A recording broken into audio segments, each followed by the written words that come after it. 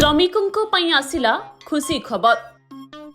राज्य सरकार कले बड़ घोषणा, बढ़ाइले श्रमिकों भत्ता। बुणाकार श्रमिकों भत्ता बढ़ाइले राज्य सरकार। पुरुष बुणाकार श्रमिकों भत्ता 6,000 को वृद्धि होइथिबा बेले महिला बुणाकार श्रमिकों भत्ता 7,000 को वृद्धि होइछि।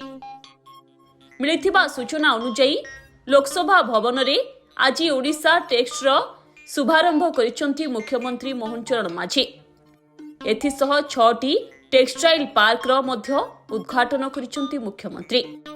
बलांगीर, जगतसिंहपुर, केन्दुझर, संबलपुर, कटक एवं गंजाम जिले में टेक्सटाइल पार्क उद्घाटित होइछि। तेबे राज्य में 10,000 कोटी टंकार पुंजी निवेश आशा रहिथिबा बेले 25,000 रु अधिक नियुक्ति सुजोग सृष्टिर मध्य संभावना रहिछि। सेपरि बयन क्षेत्र में 5 लाख रु अधिक रोजगार सृष्टि करिबार लक्ष्य रहिथिबा कहिसंती मुख्यमंत्री मोहन चरण माझी। केवल एतिकी नुहे, मुख्यमंत्री आहुरी मध्य कहिसंती जे ओडिशार वस्त्र पूरा देश में पहुंचाइबाकू हेबो। एने 33 MOU स्वाक्षरित होइछि। 7,808 कोटी टंकार पुंजीनिवेश करा जाइछि बोली कहिसंती मुख्यमंत्री मोहन माझी।